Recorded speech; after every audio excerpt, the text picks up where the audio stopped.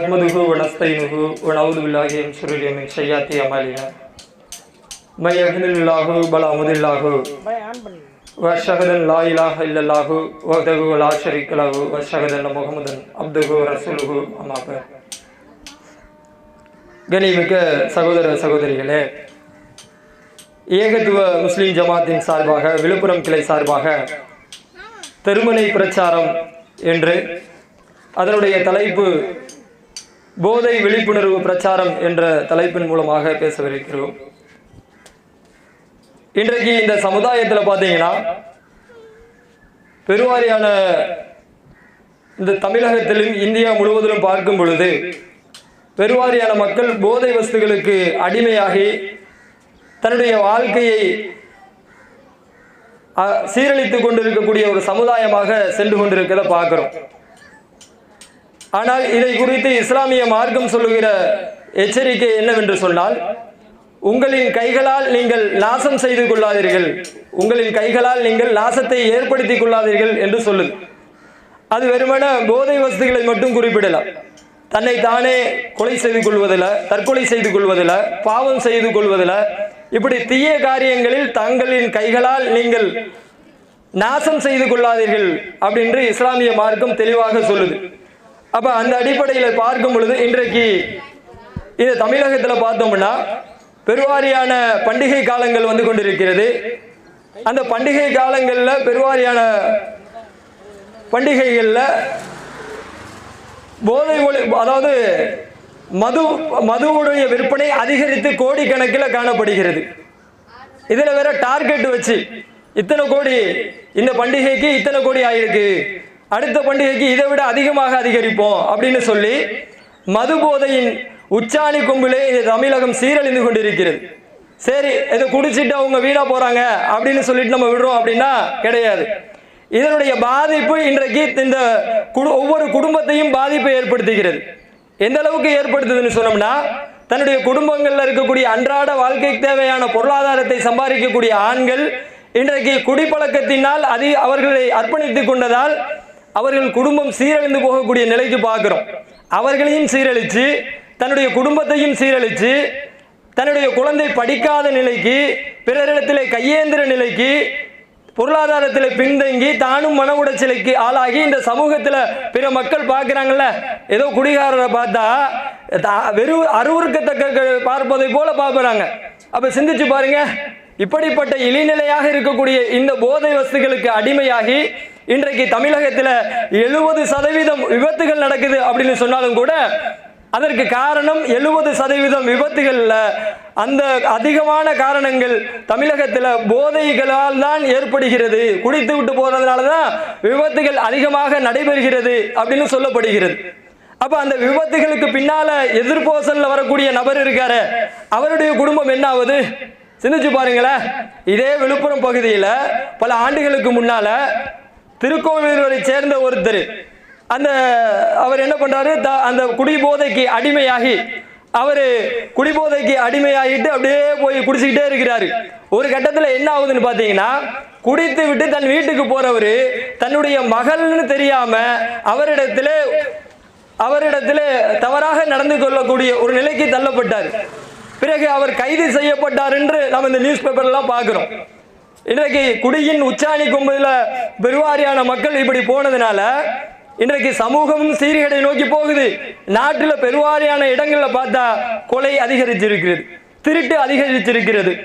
அவங்க கஞ்சா அடிச்சுட்டு என்ன செய்யறனே தெரியாம அவன் என்ன பண்றான், அங்க இருக்கக்கூடிய நபர்களை என்ன செய்யறனே தெரியாம அவனை கொலை செய்து விட்டு போவதெல்லாம் பார்க்கிறோம். கடைகளை அடிச்சு நொறுக்கிட்டு போறதெல்லாம் பார்க்கிறோம். அப்ப அல்லாஹ்வுடைய தூதர் இதை கடுமையாக எச்சரிக்கிறாங்க. நபிகள் நாயகம் ஸல்லல்லாஹு அலைஹி வஸல்லம் அவர்கள் இந்த காலகட்டங்களில் அவர்கள் தூதராக ஆகுவதற்கு முன்னால் அவருடைய சமுதாயத்தை பாருங்களேன். அவர்கள் அந்த சமுதாய மக்கள் என்ன பண்ணாங்கன்னா, காட்டரபிகளாக இருக்கக்கூடியவர்கள் குடிபோதையின் உச்சாணி கும்பலே வாழ்ந்தாங்க. அது மட்டுமல்ல, அவர்கள் அற்பமான விஷயங்களுக்கெல்லாம் கொலை செய்து கொள்வார்கள், காட்டுமராண்டித்தனமாக நடந்து கொள்வாங்க. அப்படிப்பட்ட மக்களை சீர்திருத்தியவர்கள் தான் அல்லாஹ்வுடைய தூதர் அவர்கள். எப்படி சீர்திருத்தினாங்க? அல்லாஹ்வுடைய இறையச்சத்தை, இறை நம்பிக்கையை, இறை கொள்கையை அவர்கள் சொன்னதின் விளைவால் என்ன பண்ணாங்க, அவர்கள் எல்லா விஷயத்திலிருந்து பாதுகாத்தாங்க. அந்த மக்கள் இருக்கக்கூடிய ஆண்கள் என்ன பண்ணுவாங்கன்னா, வீடுகளில் இன்னைக்கு எப்படி நம்ம வீட்டில் சமையல் எண்ணெய் வேணும், அரிசி வேணும்னு சேகரித்து வச்சிருப்போமே, அது மாதிரி வீட்டுகளில் பெரிய பெரிய பேரல்களை வச்சுட்டு அதில் முறை மது போதைகளாக இருக்கக்கூடிய சாராயங்களை நிரப்பி வச்சிருப்பாங்க. அதில் என்ன பெருமை அப்படின்னா, என் வீட்டில் பெரிய ஒரு பக்கெட்டில் இருக்கு அப்படின்னா நான் தான் பணக்காரன், இன்னொருத்தர் வீட்டில் அதை விட பெரிய பக்கெட்டில் மதுபானங்கள் இருக்கு அப்படின்னா அவர் தான் பணக்காரு அப்படின்ற ஒரு நிலைகளில் அந்த காலகட்டங்களில் காணப்பட்டது. ஆனால் அல்லாஹ்வுடைய தூதர், அல்லாஹ் அதை எச்சரிக்கிறான். அல்லாஹ்வுடைய தூதர் அந்த மக்களிடத்தில் சொல்றாங்க, மது குடிப்பது ஹராம்ன்றாங்க. உடனே அந்த மக்கள் என்ன பண்ணாங்க, அல்லாஹ்வுடைய தூதர் சொல்லிட்டாங்களா அப்படின்ட்டு அந்த வீதிகள் முழுவதும் மது ஆறு ஓடியதாக சொல்லப்படுது. எப்படி தன் வீட்டுகளில் இருக்கக்கூடிய அந்த பெரிய பெரிய குவாரைகளை கொண்டு வந்து உடைச்சு ரோட்ல ஊத்துறாங்க. அப்ப அந்த அளவுக்கு அல்லாஹ்வுடைய தூதர் அந்த மக்களிடத்தில் விழிப்புணர்வை ஏற்படுத்தினாங்க. ஏன் ஏற்படுத்தினாங்க?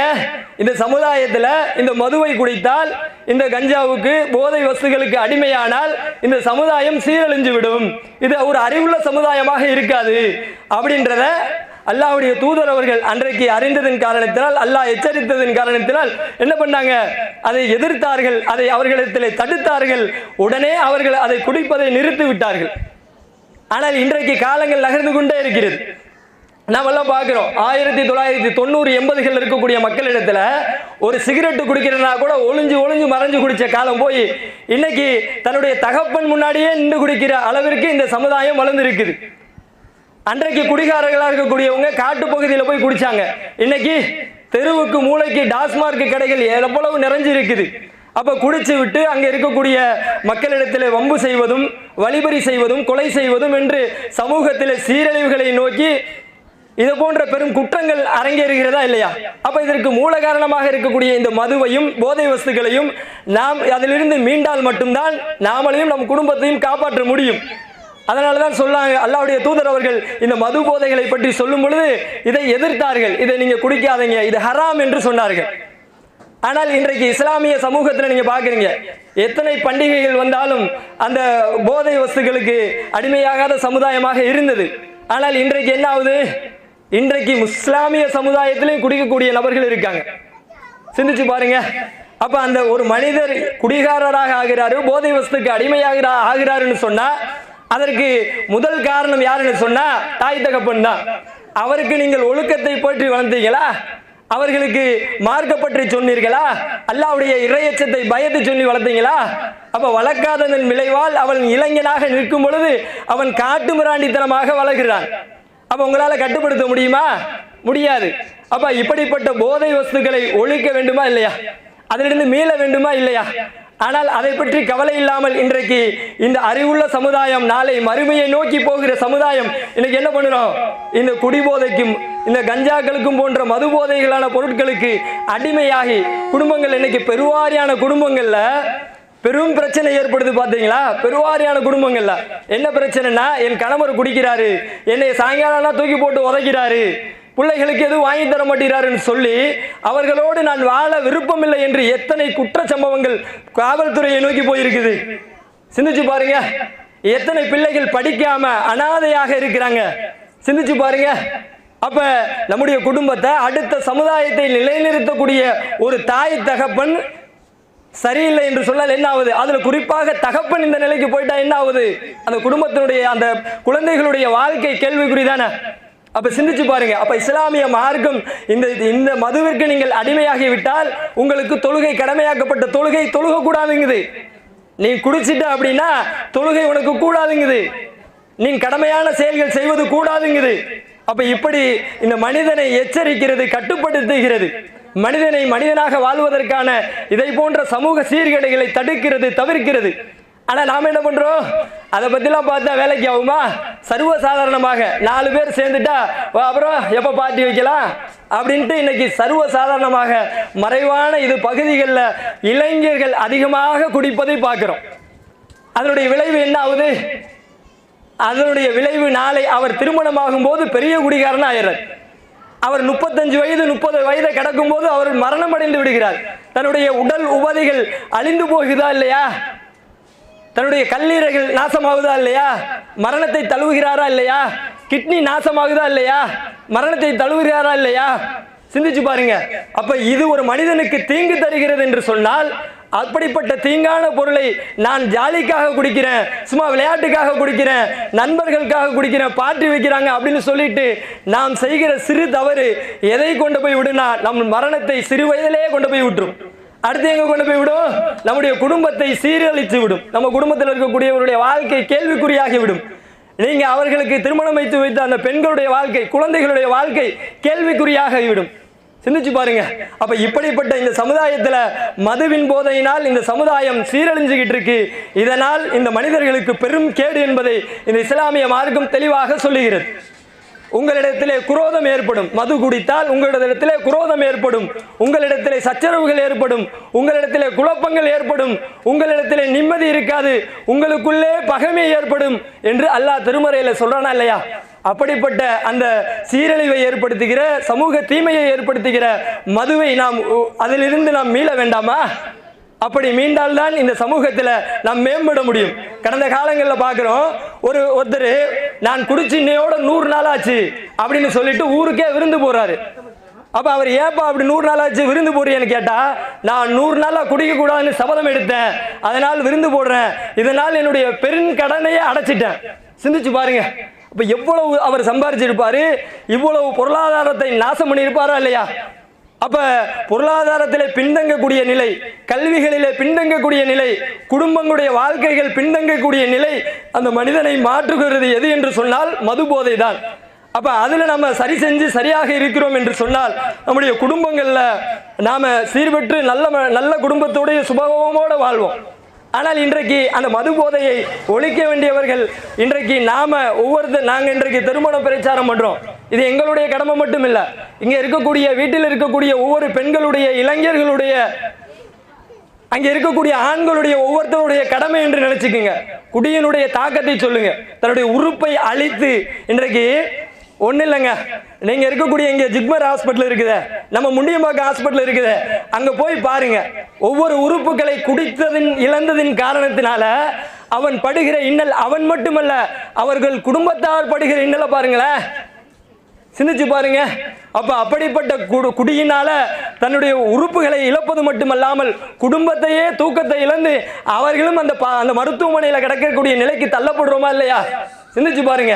அப்ப அப்படிப்பட்ட அந்த குடியின் அந்த போதையை அந்த ஒழிப்பதற்கான முதல் படியாக வீட்டில் இருக்கக்கூடிய ஒருவருத்தரும் நம்ம என்ன பண்ணணும்? குடிச்சிட்டு வந்தியா வீட்டில் விட மாட்டேன் அப்படின்னு சொல்லி விரட்ட வேண்டிய நிலைக்கு இருக்கிறோம். இந்த சமுதாயத்தில் குடிச்சிட்டு போறவனை பாய் குடிச்சிட்டு வந்துட்டாரு, அந்த அண்ணன் குடிச்சிட்டு வந்துட்டாரு பாரு சூப்பர் இல்ல அப்படின்னு சொல்லுவாங்களா? வந்துட்டான்டா குடிகாரன் அப்படின்னு சொல்லி இழிநிலைக்கு தான் தள்ளப்படுகிறார்களே தவிர இது ஜாலி கெத்து அப்படின்னு சொல்லிட்டு நிறைய பேர் குடிச்சுக்கிட்டு தெரியுறோம் கிடையாது. உங்களை பார்க்கும் பொழுது வந்துட்டான்டா குடிகாரன் ஓரமா போடா அப்படின்ட்டு தான் பெருவாரியான மக்கள் உங்களை பார்த்தால் அருவருக்கத்தக்க ஒரு பொருளை பார்ப்பதை போன்று இந்த சமுதாயம் பார்க்கும். அப்படிப்பட்ட குடி உங்களுக்கு தேவையா? அப்படிப்பட்ட அந்த இழிநிலை உங்களுக்கு தேவையா? சிந்திச்சு பாருங்க. அப்ப இந்த அடிப்படையில் இந்த சமூகத்தில் இந்த போதையின் குடியின் காரணத்தினால இந்த சமுதாயம் கரடுமுரடான ஒரு பாதைக்கு செல்லுகிறது. என்ன செய்யணும்னு தெரியாம சின்ன பங்க் கடையில போயிட்டு கடன் தரலன்ட்டு அவர் கடையில எடுத்து கத்தி எடுத்து குத்துறான். என்னடான்னு பார்த்தா கஞ்சா போதையினால் அவர் கத்தியால் குற்றப்படுறார். ஏன் இதே விழுப்புரத்தில் பார்த்தோமா இல்லையா? மார்க்கெட்ல ஏதோ ஒரு பிரச்சனையில 2 கடைக்காரர்கிட்ட பிரச்சனை பண்ணிட்டு 3வது ஒருத்தர் கொலை செஞ்சாருன்னு பார்த்தோமா இல்லையா? அப்ப இதெல்லாம் எங்க கொண்டு போய் விடுது? போதையின் உச்சத்திற்கு போகும்போது அவன் என்ன செய்யறனே அவனுக்கு தெரியாது. எனக்கு தேவை போதை, அதற்கு நான் என்ன வேணாலும் செய்வேன், எந்த நிலைக்கு வேணாலும் போவேன். எப்படி ஒருத்தர் தன்னுடைய மகளையே தன்னுடைய வக்கிர புத்திக்கு பாலியல் தொல்லைக்கு ஆளாக்கி காலை எழுந்த பொழுதுதான் தெரிகிறது என் மகள் என்று போனாரா இல்லையா? விழுப்புரம் திருக்கோவிலூர் பகுதியில். அப்ப சிந்திச்சு பாருங்க. இப்ப இது சாதாரண வர்க்க மக்களத்துல மட்டும் இல்ல, பெருவாரியான இருக்கக்கூடிய கோடீஸ்வரங்களுடைய மக்கள்கிட்டையும் இருக்கிறது. அவங்க என்ன பண்றாங்க? லேட்டஸ்டா நாங்க பப்புக்கு போறோம், அங்க போறோம், இங்க போறோம்னு சொல்லிட்டு அந்த மனிதர்கள் குடிச்சு விட்டு 2 பார்ட்டியை முடிச்சிட்டு அவர்கள் வரும்போது சென்னை பகுதி போன்ற பகுதிகளில் ரோட்டோரம் படுத்திருக்க மக்களை கொலை செய்து ஏற்றி விபத்துக்குள்ளானதை எத்தனை செய்திகளை பார்க்கிறோம். சிந்திச்சு பாருங்க. அப்ப இந்த போதை வஸ்துக்கள் என்பது பிற மனிதனையும் பாதிப்பை ஏற்படுத்துகிறது, உயிர் இழப்பதற்கான வழிவகுக்கிறது, தனக்கும் உயிர் போவதற்கான வழிமுறையும் வகுக்குது. அப்படிப்பட்ட போதை வஸ்துக்களை இன்றிலிருந்து நாம் குழந்தைகளுக்கு விழிப்புணர்வு படுத்துவோம். நாம் இருக்கக்கூடிய சமுதாயம் அக்கம் பக்க மக்களுக்கு விழிப்புணர்வு படுத்துவோம். இது வேண்டாம், இது தவறு என்று முளையிலேயே கிள்ளி எறிய வேண்டும் என்று சொல்லுவாங்கல்ல, அது மாதிரியான செய்திகளை நாம் குழந்தைகளிடத்தில் சொல்லுவோம், நம் பக்கம் பக்கத்தில் சொல்லுவோம். சொல்லி விழிப்புணர்வை ஏற்படுத்தி குடித்து விட்டு வந்தால் அவனை உள்ளவே விடக்கூடாது என்ற நிலைக்கு நாம் கையில் எடுத்தால்தான் இதற்கு தீர்வு கிடைக்கும். அதுபோல இது போன்ற போதை வஸ்துகளை விற்பதை அரசாங்கத்திடத்தில் சொல்லி அதை குறைத்து அதை படிப்படியாக போதை இல்லாத மாநிலமாக இந்த தமிழக மாநிலத்தை ஆக்க வேண்டும் என்பதை சொல்லும். அதுதான் இந்த சமுதாயம் மேம்படும், நம்முடைய குடும்பம் மேம்படும், நம்முடைய பொருளாதாரம் மேம்படும். ஆனால் இதை நாம் செய்யாமல் நம்முடைய வாழ்க்கையை குடிகாரராக கழிக்கிறோம் என்று சொன்னால் குடும்பமும் மேம்படாது, நம்முடைய குழந்தைகளுடைய வாழ்க்கையும் மேம்படாது, இதோ இருக்கிற குடிகாரராக இருக்கக்கூடிய அந்த மனிதருடைய வாழ்க்கையும் மேம்படாது. இழிவின் அழிவை நோக்கி முடிவாக இருக்கும் என்பதை உணர்ந்து கொண்டு இம்மையிலும் மறுமையிலும் வெற்றி பெறக்கூடிய மக்களாக நம் அனைவரையும் ஆக்கி அருள் புரிய வேண்டும் என்று சொல்லி எனது உரையை முடித்துக் கொள்கிறேன். அஸ்ஸலாமு அலைக்கும் வரஹ்மத்துல்லாஹி வபரகாத்துஹு.